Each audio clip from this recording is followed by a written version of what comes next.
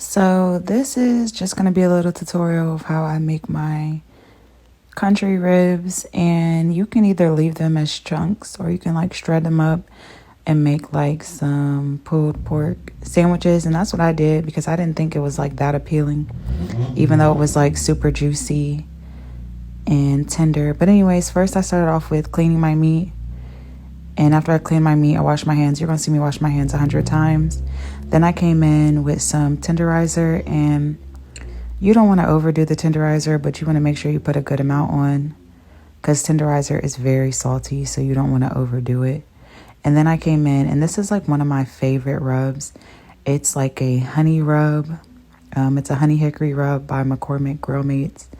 It's good on chicken. It's good on everything. It has a really good like hickory taste, so I put that all over the meat. And it's a little bit sticky once it gets old because it has like honey and like brown sugar in it. So once again, you see me washing my hands because every time I touch the meat, I wash my hands. And then I came in with some minced garlic, and I didn't measure. I just poured a nice little bit on top of the meat for flavor. And then I came in with one more seasoning because I didn't think that that was enough seasoning, and I was actually right. So I came in with some of this Kinder wood fire garlic seasoning, and I put that all over my meat. And then after I put all the seasonings on it, I went through and added a little bit more of that honey seasoning because I didn't think it was enough. Then I went through and I marinated and like rubbed the meat and the seasoning all over together. And then I came in with a very little bit of water, which you see me use in that little small cup, like a very, very little bit. You don't want it to cover your meat. You want your meat sticking out way far above the water, just a little bit so that your pork doesn't dry out because it is pork. And then you can use apple juice or apple cider vinegar or both. And I used some of this Bragg's apple cider vinegar, and you don't want to put too much. I did like a little, you can actually see it in the cup how much I put in there, a very, very small amount. I just poured it all over there. And that's really for flavoring, but that also helps make the meat really, really tender. And then I took the crock pot and I put it on high, and I let it cook for like 4 hours on high.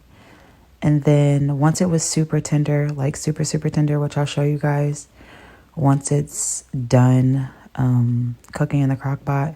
But once it was super, super tender, I took everything out of the pot, and I'm about to show you 1 second. So this is the meat when it's done. And like I said, it's not super appetizing looking, but it's super, super juicy and tender. I just want to see how it just came apart like that with barely even me touching it.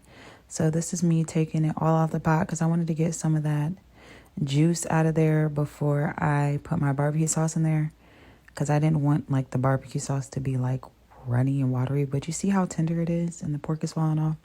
Then once I dumped some of that juice, I kept a little bit just to keep it like juicy. And you see how it's like literally falling apart as it's going into the pot. Yeah, that's how you want it to be before you stop it on the slow cooker. If it's not tender like that, then it's not cooked long enough. And then I'm going to just take my tonsils and shred them. And I did it off the camera because I needed to use 2 hands or it was going to take me forever. But I just went through and shredded it all. And then after I got it all shredded like this, I went through and added my choice of barbecue sauce. And I used open pit because I like open pit honey. I don't know. I used to didn't like open pit as a kid, but then I randomly started liking it. But the honey one is like my favorite one. So I went through with some honey.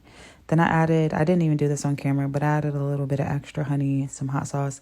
And I wanted to add some red crushed pepper flakes to kind of give it a little sweet and spicy type of vibe.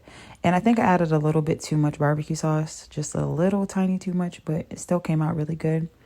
And you can put this on sandwiches, like, pulled pork, like sandwich bread. I was thinking about getting some Hawaiian sliders and making some pulled pork sliders with it.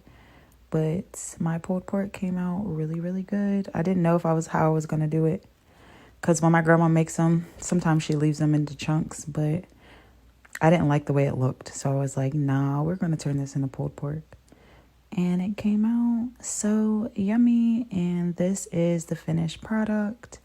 And it was super, super easy to make. You just had to literally throw it in a crock pot and let it cook for like 5 hours.